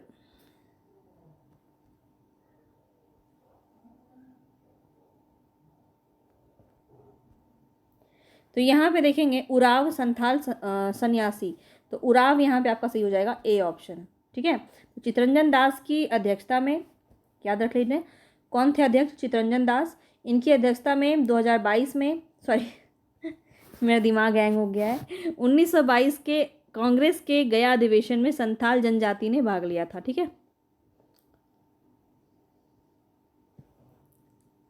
संथालों के प्रमुख नेता ताना भगत ने गुलाब तिवारी के नेतृत्व में भाग लिया। हालांकि 37वें कांग्रेस अधिवेशन में संथाल के अलावा उराव, खड़िया और कई जनजातियों ने 800 से भी अधिक किसानों ने भी भाग लिया था। तो लोक सेवा आयोग जो है, बिहार लोक सेवा आयोग ने संशोधित उत्तर में इसका आंसर ए माना है, उराव को। ठीक है, हालांकि इसमें संथाल जाति भी थी, लेकिन बीपीएससी ने किस आंसर को माना है, तो उराव माना है। तो दोनों बातें आपको बता दी गई हैं, तो ऑप्शन के अकॉर्डिंग आपको चलना है। चलिए आगे बढ़ते हैं। नेक्स्ट क्वेश्चन है यहाँ पे, निम्न में से कौन सा युग्म सुमेलित नहीं है? देखते हैं यहाँ पे कौन सा सही होगा। तो यहाँ पे हम देख लेते हैं, एडवोकेट ऑफ इंडिया दादा भाई Naoroji, young India Mahatma Gandhi, Indian inspector Surendra नाथ बनर्जी। एक से ज़्यादा ऑप्शन सही है, तो डी ऑप्शन आपका यहाँ पे सही हो जाएगा। ठीक है, कौन कौन सा है देख लीजिए। एडवोकेट ऑफ इंडिया के लेखक दुर्गा दास बासु हैं। इंडियन इंस्पेक्टर जो है ये वैलेंटाइन सिरोल का है, और इन्होंने ही बाल गंगाधर तिलक को भारतीय अशांति का जनक भी कहा था। और यंग इंडिया गांधी जी ने गुजराती भाषा में लिखी है। तो ये सभी बातें आपको ध्यान रखनी है। ठीक है, तो यहाँ पे आपका सिर्फ एक यंग इंडिया सही था, बाकी सब गलत था, दोनों गलत था, तो इसीलिए यहाँ पे राइट ऑप्शन आपका डी हो गया। चलिए आगे बढ़ते हैं। 1938 में किसकी अध्यक्षता में राष्ट्रीय योजना समिति की स्थापना की गई थी? 1938 में किसकी अध्यक्षता में राष्ट्रीय योजना समिति के स्थापना की गई थी? डॉक्टर राजेंद्र प्रसाद, सुभाष चंद्र बोस, जवाहरलाल नेहरू, एक से अधिक या इनमें से कोई नहीं। तो यहाँ पे जो आपका राइट ऑप्शन होगा वो हो जाएगा जवाहरलाल नेहरू। ठीक है, सी ऑप्शन बिल्कुल सही हो जाएगा। 1938 में राष्ट्रीय योजना समिति के स्थापना जो की गई थी, इसके अध्यक्ष कौन थे? जवाहरलाल नेहरू। नेक्स्ट क्वेश्चन है, महात्मा गांधी एंड बिहार सम रेमनिसेंसेस पुस्तक के लेखक कौन हैं? तो यहाँ पे आपके कौन हो जाएंगे? Doctor Rajendra Prasad. B option यहाँ पे आपका सही हो जाएगा। अन्य नाम भी देख लीजिए। तो ये सम रेमनिसेंसेस बुक जो है महात्मा गांधी एंड बिहार, ये राजेंद्र प्रसाद की बुक है, और इनके द्वारा ही लिखी गई अन्य पुस्तक है बापू के कदमों में बापू, इंडिया डिवाइडेड, ये काफ़ी पूछा जाता है, इंडिया डिवाइडेड, और सत्याग्रह एट चंपारण। ये 3 पुस्तक और भी इनकी इंपॉर्टेंट है, याद रखेंगे। नेक्स्ट क्वेश्चन है यहाँ पे आपका, किस आंदोलन के प्रभाव में आकर के बिहार के लोगों ने चौकीदारी कर देने से इनकार किया था? बिल्कुल एनसीईआरटी से ये लाइन आपका उठाया हुआ है। ठीक है, एनसीईआरटी से ये लाइन उठाया हुआ है। कौन सा हो जाएगा? असहयोग आंदोलन, सविनय अवज्ञा आंदोलन, भारत छोड़ो आंदोलन। किस आंदोलन के तहत जो है चौकीदारी कर लेने से इनकार किया गया था बिहार के लोगों के द्वारा? ये प्रश्न है आपका, और ये प्रश्न बहुत इंपॉर्टेंट है, और यहाँ पे राइट ऑप्शन हो जाएगा सविनय अवज्ञा आंदोलन। ठीक है, किस जगह पे था? तो आप जगह भी देख लीजिए एक बार, काफ़ी इंपॉर्टेंट है, पूछा सकता है। अप्रैल 1930 में गांधी जी द्वारा चलाए गए सविनय अवज्ञा आंदोलन के प्रभाव और समर्थन में बिहार के लोगों ने चौकीदारी कर देने से इनकार किया था। इसी क्रम में दरभंगा सबसे ज़्यादा इंपॉर्टेंट है। ठीक है, समस्तीपुर, सारण, चंपारण, पूर्णिया, मुंगेर, पटना सहित अन्य जिलों में कर बंदी को एक आंदोलन के रूप में चलाया गया था, और सविनय अवज्ञा आंदोलन के समय ही गांधी जी के नमक कानून तोड़ने से प्रभावित होकर के कुछ नेताओं ने चंपारण और सारण जिलों में नमकीन मिट्टी से नमक बनाकर नमक कानून का उल्लंघन किया था। ठीक है, आगे बढ़ते हैं। नेक्स्ट क्वेश्चन है यहाँ पे आपका, वह महिला स्वतंत्रता सेनानी कौन थी जो स्वतंत्रता आंदोलन की वयोवृद्ध महिला के रूप में विख्यात थी? अरुणा आसफ अली, गुलाब कौर, विष्णु देवी शाह, एक से अधिक क्या इनमें से कोई नहीं? तो यहाँ पे जो आपका राइट ऑप्शन होगा वो होगा अरुणा आसफ अली। बहुत इंपॉर्टेंट है, और 1942 में भारत छोड़ो आंदोलन में इनका बेहद ही महत्वपूर्ण भूमिका इन्होंने निभाया था। चलिए आगे बढ़ते हैं। किस स्थान पर बीजी तिलक, बाल गंगाधर तिलक ने होम रूल लीग की स्थापना की थी? तो दो लोग किए थे, एक थे एनी बेसेंट और एक थे गंगाधर तिलक। तो ये दोनों का ही आपको ध्यान में रखना है, बहुत इंपॉर्टेंट है। और यहाँ पे अगर पूछा जाता है पूना, बम्बई, नागपुर या इनमें से एक से अधिक या कोई नहीं, तो पूना हो जाएगा यहाँ पे ए ऑप्शन आपका बिल्कुल सही हो जाएगा। और ये याद रखिएगा कि एनी बेसेंट ने कहाँ से किया था, मद्रास से, ठीक है, मद्रास के अडयार से इन्होंने किया था एनी बेसेंट ने, और बाल गंगाधर तिलक ने होम रूल लीग की स्थापना पुणे बेलगांव से किया था। दोनों ही 1916 में ही, अगर डेट पूछा जाए तो 1916 में ही किया था। सबसे पहले बाल गंगाधर तिलक ने किया था, फिर एनी बेसेंट ने। हुंकार हिंदी साप्ताहिक पत्रिका के प्रकाशक कौन है, बताइए। हुंकार हिंदी साप्ताहिक पत्रिका के प्रकाशक कौन है, काफ़ी ज़्यादा ये पूछा जाता है। यमुना कारजी, राहुल सांकृत्यायन, सहजानंद सरस्वती। और यहाँ पे जो आपका राइट ऑप्शन हो जाएगा, एक से ज़्यादा ऑप्शन सही है तो यहाँ पे मोर देन वन, यानी कि डी ऑप्शन आपका सही हो जाएगा। कौन कौन है तो यहाँ पे आप देख लीजिए, यमुना कारजी, राहुल सांकृत्यायन, स्वामी सहजानंद सरस्वती, ये तीनों ही माने जाते हैं। और राहुल सांकृत्यायन ने इसके संपादक भी थे, और स्वामी सहजानंद जो हैं इस पत्रिका के प्रमुख प्रकाशक रहे हैं, तो सभी इनसे संबंधित ही थे। नेक्स्ट क्वेश्चन है यहाँ पे आपका, किस अंग्रेज सैन्य अधिकारी ने झांसी की रानी को यह कहते हुए श्रद्धांजलि दी थी कि यहाँ वह औरत सोई हुई है जो विद्रोहियों में एकमात्र मर्द थी। कौन कह रहा था ये, ह्यूरोज, कैंपबेल, हडसन, एक से अधिक या इनमें से कोई नहीं। तो यहाँ पे राइट ऑप्शन हो जाएगा ह्यूरोज ने कहा था, ठीक है, ए ऑप्शन यहाँ पे आपका बिल्कुल सही हो जाएगा। और याद रखिए इनका कि 18 जून 1958 को ग्वालियर के पास रानी लक्ष्मीबाई की मृत्यु होती है। अब यहाँ पे आपको एक सुमेलित करने के लिए दिया गया है, कौन सी पार्टी जो है किस आंदोलन से जुड़ी हुई थी, ये क्वेश्चन है आपका। ये बहुत ही बड़ा क्वेश्चन है यहाँ पे।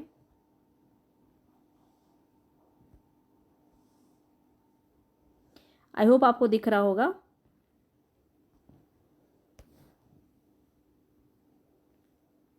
तो यहाँ पे अगर हम देखें तो गरीबी हटाओ जो है वो इंदिरा कांग्रेस, लोकतंत्र बचाओ किसने कहा, जनता दल ने, जोतने वालों की भूमि ये किसने कहा था, वाम मोर्चा ने, और तेलुगुओं के स्वाभिमान की रक्षा ये किसने कहा था, एनटी रामा राव ने। तो ये आपको इस प्रकार से ही देखना है। यहाँ पे राइट ऑप्शन हो जाएगा आपका बी, 2 3 1 4, इस प्रकार से राइट ऑप्शन बी हो जाएगा, ठीक है। यहाँ पे आप एक बार इसको देख लीजिए, इम्पॉर्टेंट है। गरीबी हटाओ किसने कहा था, इंदिरा कांग्रेस, लोकतंत्र बचाओ जनता दल, जोतने वाली भूमि वाम मोर्चा, और तेलुगु के स्वाभिमान की रक्षा एनटी रामा राव ने कहा था। आगे बढ़ते हैं, नेक्स्ट क्वेश्चन है यहाँ पे आपका,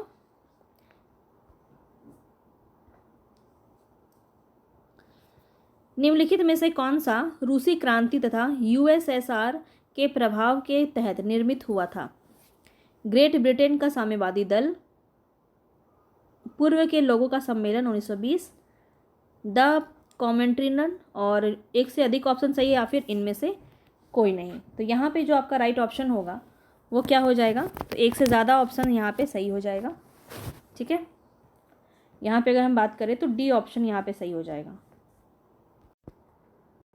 रूसी क्रांति तथा यूएसएसआर के प्रभाव से साम्यवाद का यूरोप, पूर्वी एवं दक्षिणी एशिया का प्रभाव प्रसार बढ़ा था, और इसी के फलस्वरूप ब्रिटेन के साम्यवादी दल का गठन हुआ। साथ ही मॉस्को में 1919 में द कॉमेंटर व पूर्व के लोगों का 1920 में सम्मेलन होना भी इसका एक परिणाम रहा था।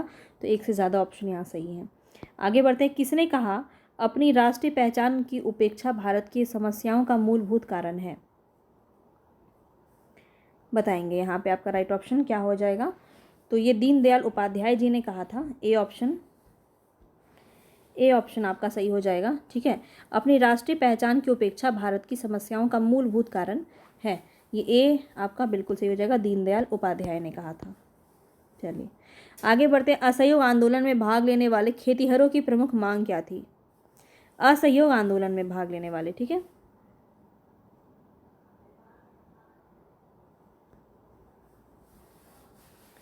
तो यहाँ पे आपका जो राइट ऑप्शन है देख लेते हैं, राजस्व की कमी, बेगार का उन्मूलन, वन क्षेत्रों में अपने पशुओं को चराने, ईंधन की लकड़ी और फल इकट्ठा करने हेतु खेतिहरों का प्रवेश खोलना। तो ज़्यादा ऑप्शन यहाँ सही है आपके, तो डी ऑप्शन आपका सही हो जाएगा। असहयोग आंदोलन में भाग लेने वाले किसानों की मुख्य मांग क्या थी, तो राजस्व में कमी करना, बेगारी का उन्मूलन करना, जमींदारों का बहिष्कार किया जाना, आदिवासी खेतिहरों में वन क्षेत्रों और पशुओं को चराने, ईंधन की लकड़ी, फल इकट्ठा करने हेतु वनों में प्रवेश की अनुमति की मांग की जा रही थी। चलिए आगे बढ़ते हैं, मॉन्टेस्क्यू ने सरकार के अंतर्गत विधायिका, कार्यपालिका और न्यायपालिका के मध्य शक्तियों का विभाजन निम्नलिखित में से किस पुस्तक पर प्रस्तावित किया गया है? The spirit of the laws, my thoughts, letters persanes, इनमें से एक से अधिक या कोई नहीं? यहाँ पे बताएंगे राइट ऑप्शन क्या हो जाएगा। तो ध्यान रखिएगा, the spirit of the law इसी बुक से लिया गया है, तो ए ऑप्शन आपका यहाँ पे सही हो जाएगा। चलिए आगे बढ़ते हैं। नेक्स्ट क्वेश्चन है यहाँ पे आपका, बहुत ही बड़ा बड़ा क्वेश्चन है। चलिए यहाँ पे बताएंगे, निम्नलिखित में से ब्रिटिश शासन के दौरान भारतवर्ष के अंतर्गत निर्विनीकरण का कौन सा मुख्य कारण था? रेलवे के मार्गों पर तख्तों की मांग को पूरा करना तथा शाही नौसेना के लिए इमारती लकड़ी की आपूर्ति करना, तो ये तो नहीं था। नियोजित वनों की मांग को पूरा करना तथा चाय एवं बागान कॉफ़ी का वृक्षारोपण करना, तो ये भी नहीं होगा। विस्तारित खेती की मांग को पूरा करने के लिए भूमि को उन्नत करना, बिल्कुल। तो यहाँ पे क्या इम्प्रूव करना चाहते थे? एक्सपेंडेड कल्टीवेशन को, यहाँ पे जो डिमांड बढ़ रहा था उसके लिए ज़रूरी था निर्वनीकरण का, ठीक है, डिफॉरेस्टेशन का, यानी कि वनों को उखाड़ के ये लोग अपने ज़रूरत के लिए ये यूज़ करना चाहते थे, और यहाँ पे सी ऑप्शन आपका बिल्कुल सही हो जाएगा। नेक्स्ट जो क्वेश्चन है वह है, भारत की किस संस्था का आदर्श वाक्य है धर्मो रक्षति रक्षिता? कानून तभी रक्षा करता है जब उसकी रक्षा की जाती है, मतलब जब कानून की रक्षा की जाती है तभी कानून आपकी रक्षा करेगा। तो यह किस संस्था का आदर्श वाक्य है? The research of analysis wing, अनुसंधान और विश्लेषण विंग, या फिर भारतीय सेना का, या फिर भारत का सर्वोच्च न्यायालय? यहाँ पे आपका राइट ऑप्शन क्या हो जाएगा बताइए।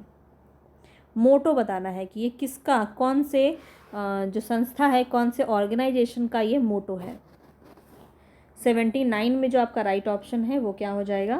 तो याद रखिएगा, ये the research and analysis wing, अनुसंधान और विश्लेषण विंग, यहाँ पे ए ऑप्शन आपका सही हो जाएगा।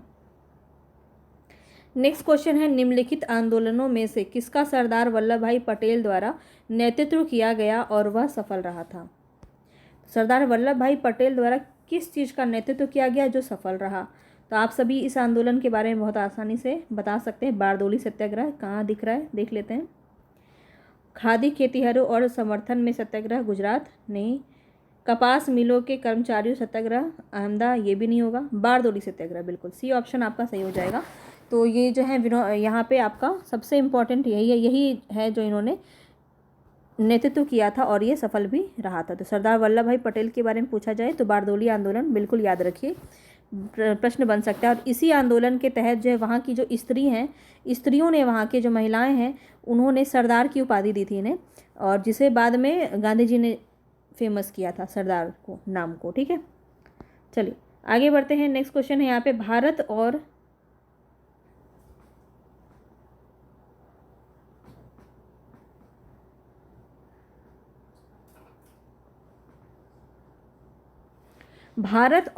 1929 में प्रारंभ हुई महामंदी के संदर्भ में निम्नलिखित में से कौन सा कथन सही है? मंदी ने भारतीय व्यापार को प्रतिकूल रूप से प्रभावित किया, क्या ये सही है? मंदी ने भारतीय खेतिहर किसानों, आयात निर्यात को प्रतिकूलता से प्रभावित किया, तो ये भी हो सकता है। मंदी का भारत पर प्रभाव संकेत करता है कि 20वीं सदी के प्रारंभ में विश्व अर्थव्यवस्था कैसे एकीकृत हो गई थी। तो यहाँ पे आपका जो है एक से ज़्यादा ऑप्शन सही है, तो डी ऑप्शन सही हो जाएगा, ठीक है। नेक्स्ट क्वेश्चन है यहाँ पे आपका, सामाजिक तथा शैक्षणिक रूप से पिछड़े वर्गों के आरक्षण हेतु भारत सरकार के 13 अगस्त 1990 के आदेश की वैधता निम्नलिखित में से किस वर्ष निर्गत हुई थी? बताएंगे 1991 में, 1992 में, 93 में, एक से अधिक या इनमें से कोई नहीं। तो यहाँ पे जो आपका राइट ऑप्शन होगा वो हो जाएगा 1992 में, ठीक है। बी ऑप्शन आपका सही हो जाएगा। यहाँ आप देख सकते हैं 13 अगस्त 1990 ईस्वी को भारत के कार्मिक जन शिकायत एवं पेंशन मंत्रालय ने भारत सरकार के सरकारी पदों और सेवाओं में सामाजिक एवं शैक्षणिक रूप से पिछड़े वर्गों को 27% आरक्षण देने के मंडल आयोग की सिफारिश को लागू करने के प्रावधान हेतु कार्यालय आदेश जारी किया था। ठीक है, याद रखिएगा, बहुत इंपॉर्टेंट है। और ओबीसी जो है आपका, ये किस आर्टिकल से संबंधित है, ये मुझे आप कमेंट बॉक्स में बताएंगे। ठीक है, ओबीसी किस आर्टिकल से संबंधित है। चलिए आगे बढ़ते हैं। नेक्स्ट क्वेश्चन है, हैंगस मेडिसन की पुस्तक the world economy historical statics के अनुसार प्राचीन काल में भारत का विश्व जीडीपी में कितने प्रतिशत अंशदान था, बताएंगे। यहाँ पे 83 में आपका राइट ऑप्शन क्या हो जाएगा। तो यहाँ पे जो आपका राइट ऑप्शन होगा वो होगा 32%। कितना हो जाएगा, 32%। चलिए आगे देखते हैं। तो भारत में नारी कल्याण हेतु अधिनियम के नाम दिए गए हैं और कौन से अधिनियम से संबंधित है, तो इसको क्या करना है, आपको सुमेलित करना है। सुमेलित करना है, तो हम यहाँ पे सुमेलित कर लेते हैं। देखिए, विशेष विवाह अधिनियम, ये आपका 1954 हो जाएगा। दहेज निषेध अधिनियम 1961 हो जाएगा। समान पारिश्रमिक अधिनियम, ये हो जाएगा 1976। और नारी अशिष्ट प्रतिनिधित्व अधिनियम, ये हो जाएगा 1986। तो इसको याद कर लीजिएगा, इसी प्रकार से इम्पॉर्टेंट है। यहाँ पे भी देखिए आपका दिया हुआ है, विशेष विवाह अधिनियम 1954, दहेज निषेध अधिनियम 1961, समान पारिश्रमिक अधिनियम 1986 और नारी अशिष्ट प्रतिनिधि अधिनियम 1986। ठीक है, चलिए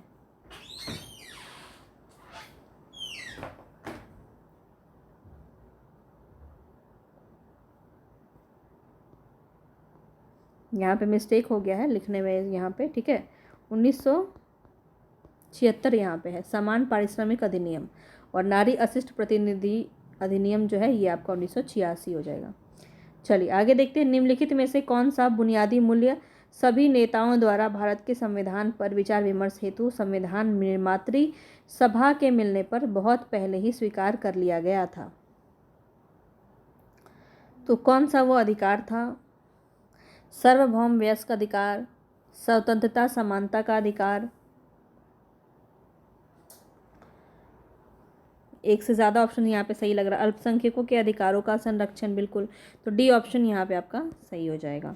तो भारत की संविधान सभा का निर्माण होने से पूर्व ही कुछ बुनियादी मूल्यों पर समस्त नेताओं की सहमति बन चुकी थी, जिसमें सार्वभौम वयस्क मताधिकार है और स्वतंत्रता एवं समानता का अधिकार है और अल्पसंख्यकों के अधिकारों की रक्षा, ये तीनों की बात की गई थी, याद रखेंगे। चलिए, द पुस्तक द ब्यूटीफुल ट्री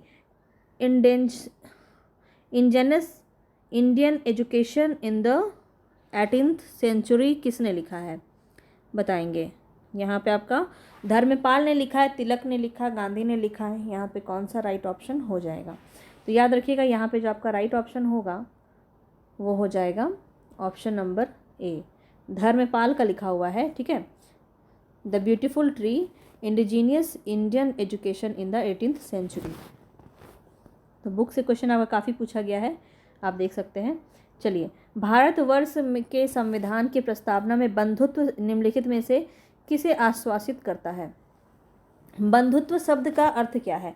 व्यक्ति की गरिमा, देश की एकता एवं अखंडता, नागरिकों के न्याय और स्वतंत्रता एवं समानता। तो यहाँ पे देख रहे हैं आप, एक से ज़्यादा ऑप्शन सही हैं, तो यहाँ पे आपका राइट ऑप्शन क्या हो जाएगा? Option number D. ठीक है, तो व्यक्ति की गरिमा और देश की एकता और अखंडता दोनों ही आपके बंधुत्व की बातों को लेकर आता है। आगे बढ़ते हैं। नेक्स्ट क्वेश्चन है, इनमें से किसने कहा कि भारतीय न्यायपालिका विलासी मुकदमेबाजी से ग्रसित है? दीपक मिश्रा, रंजन गोगोई, एन वी रमना, एक से अधिक या इनमें से कोई नहीं। 88 नंबर में आपका राइट ऑप्शन क्या हो जाएगा? तो एन वी रमना बिल्कुल सही हो जाएगा, सी ऑप्शन आपका। निम्नलिखित में से कौन सा पारिस्थितिकी तंत्र में गैसीय जैव भू रासायनिक चक्र नहीं है? फास्फोरस चक्र, ऑक्सीजन चक्र, नाइट्रोजन चक्र, एक से अधिक या इनमें से कोई नहीं। तो यहाँ पे जो आपका राइट ऑप्शन है वो हो जाएगा फास्फोरस चक्र, ए ऑप्शन बिल्कुल सही हो जाएगा। आगे बढ़ते हैं। निम्नलिखित में से कौन सा जीव क्लोरोफिल की उपस्थिति में सूर्य के प्रकाश का उपयोग करके अकार्बनिक पदार्थों को कार्बनिक यौगिकों में परिवर्तित करता है? स्वपोषी, कुछ जीव या जंतु, एक से अधिक या इनमें से कोई नहीं। तो देखिए, ज़्यादा ऑप्शन यहाँ पे सही है, तो डी ऑप्शन आपका सही हो जाएगा। कौन कौन होता है? तो स्वपोषी, पौधे, शैवाल, कुछ जीवाणु क्लोरोफिल की उपस्थिति में सूर्य के प्रकाश का उपयोग करके अकार्बनिक पदार्थों को कार्बनिक गैसों में यानी कि शर्करा में परिवर्तित करते हैं। ठीक है, आगे बढ़ते हैं। निम्नलिखित में से किसके पास उच्च ऊर्जा स्तर और छोटा तरंग दैर्घ्य है? अवरक्त विकिरण, पराबैंगनी विकिरण, दृश्यमान विकिरण, एक से अधिक या इनमें से कोई नहीं। तो यहाँ पे जो आपका राइट ऑप्शन होगा वो अल्ट्रा वायलेट रेडिएशन हो जाएगा, पराबैंगनी विकिरण।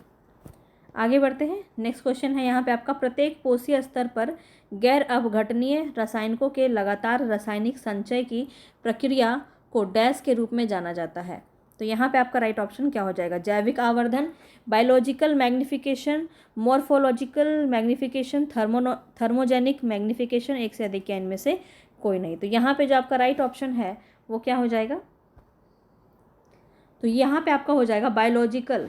ठीक है, प्रत्येक पोषी स्तर पर गैर अपघटनीय रासायनिकों के लगातार रासायनिक संचय की प्रक्रिया को क्या कहते हैं? बायोलॉजिकल मैग्निफिकेशन के रूप में जाना जाता है।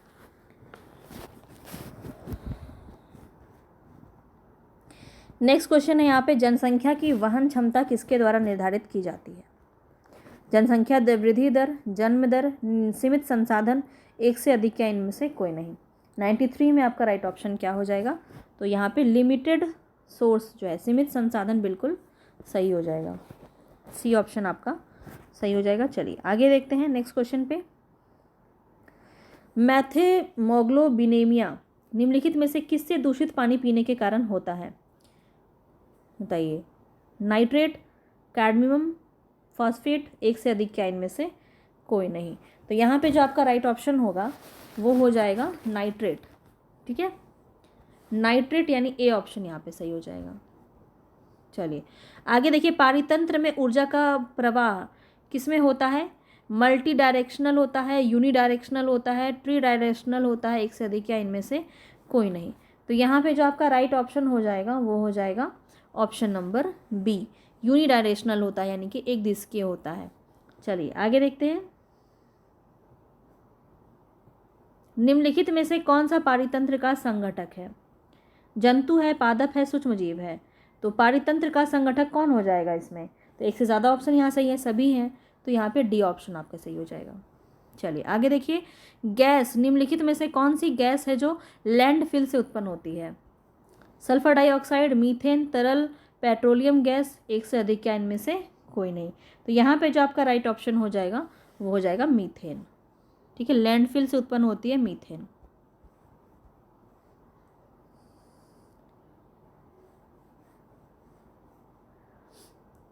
अब यहाँ बताएंगे कि जंगल में आहार श्रृंखला का प्रतिनिधित्व कौन सा करता है? कौन सा जो टॉप ऑप्शन है वो आपका जंगल में आहार श्रृंखला का प्रतिनिधित्व कर रहा है? पादप, हिरन, शेर, पादप, मेढक, सांप, पादप, खरपतवार, मछली।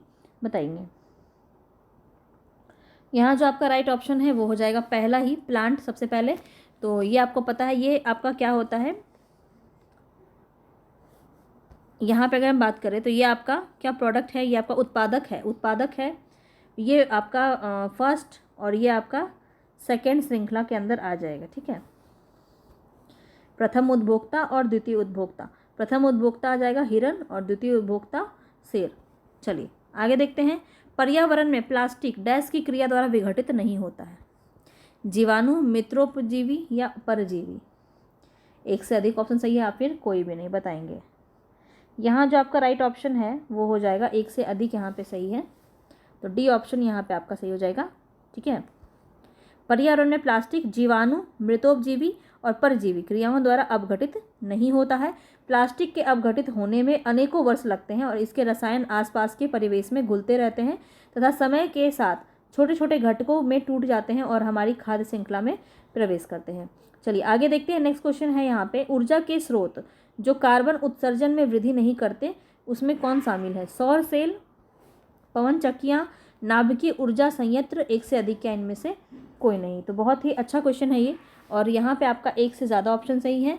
तो डी ऑप्शन यहाँ पे आपका हो जाएगा, सौर सेल, पवन चक्कियाँ, नाभिकीय ऊर्जा संयंत्र। तो यहाँ पूछा जा रहा था आपका कार्बन उत्सर्जन में वृद्धि नहीं करते हैं। तो आपको पता है कि अक्षय ऊर्जा के स्रोत कार्बन उत्सर्जन नहीं करते हैं। अक्षय ऊर्जा को प्राकृतिक रूप से नवीकरणीय संसाधन के रूप में वर्गीकृत किया गया है और उसी के अंदर आपका आ जाएगा सौर सेल, पवन सेल, पवन ऊर्जा, भूतापीय बायोमास, जैव अपशिष्ट और जल विद्युत शामिल है। ठीक है, चलिए खाद्य श्रृंखला में शाखान्वित श्रृंखला को क्या कहा जाता है? यानी कि ब्रांचेज सीरीज जो होते हैं, ब्रांचिंग सीरीज जो होते हैं वो फूड चेन में क्या कहलाते हैं? आहार तंत्र कहलाते हैं, आहार स्तर कहलाते हैं, आहार जाल कहलाते हैं। क्या कहलाते हैं? 101 नंबर में आपका राइट ऑप्शन हो जाएगा, आहार जाल कहलाते हैं। ठीक है, श्रृंखला, तो सी ऑप्शन आपका सही हो जाएगा। बस 2 क्वेश्चन और हैं, फिर आज का हम यहीं पे क्लास ख़त्म करेंगे। नेक्स्ट क्वेश्चन है, हरे पौधे सूर्य के प्रकाश की ऊर्जा डैश ग्रहण करते हैं और उसे खाद्य ऊर्जा में परिवर्तित करते हैं? 5%, 2%, 1%। हरे पौधे सूर्य के प्रकाश की ऊर्जा का कितना प्रतिशत ग्रहण करते हैं, ये क्वेश्चन है आपका, और यहाँ पे आपका राइट ऑप्शन हो जाएगा 1%। ठीक है, चलिए आगे बढ़ते हैं। किसके नेतृत्व में चिपको आंदोलन को मजबूती मिली थी? अमृता देवी बिश्नोई, मेधा पाटकर, सुंदरलाल बहुगुणा, एक से अधिक या इनमें से कोई नहीं? तो यहाँ पे आपका राइट ऑप्शन क्या हो जाएगा? याद रखिएगा, यहाँ पे जो आपका राइट ऑप्शन है वो है सुंदरलाल बहुगुणा। सी ऑप्शन आपका यहाँ पे सही हो जाएगा।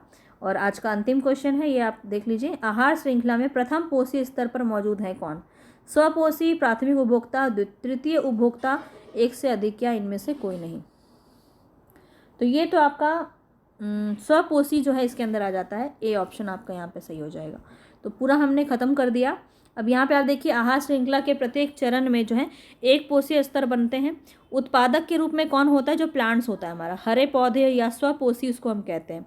और प्रथम पोषी स्तर पर मौजूद होते हैं, जबकि द्वितीय मतलब प्राथमिक उपभोक्ता के अंदर कौन आ जाएगा? जो घासों को खाता है, जैसे टिड्डा, हिरन हो गया, ये सब आपका हो जाएगा। और द्वितीय उपभोक्ता के अंदर आपका मांसाहारी आ जाता है। और तृतीय के अंदर कौन आ जाता है? जो सर्वाहारी होता है। ठीक है, तो ये सब आपको ध्यान में रखना है। और इसके बाद हमारा फिर से यहाँ मैथ स्टार्ट हो गया है। तो पूरा हमारा जीके जीएस था 1 to 5 का पूरा ख़त्म हमने कर लिया टीआरई 1 का। कल जो है 6 to 8 तो हुआ ही नहीं था टीआरई में, 9 to 10 और 11 to 12 ये मैं हम कर लेंगे कंप्लीट। तो हमारा जो है टीआरई 1 का जनरल पेपर ख़त्म हो जाएगा। ठीक है, इसके बाद हम करेंगे टीआरई 2 का। तो फटाफट से सेशन पे बन जाइएगा, रोज़ आपको प्रैक्टिस करना है और यहाँ से निश्चित रूप से आपको क्वेश्चन देखने को मिलेगा। मिलेंगे नेक्स्ट वीडियो में। पसंद आया तो लाइक शेयर सब्सक्राइब कर दीजिए।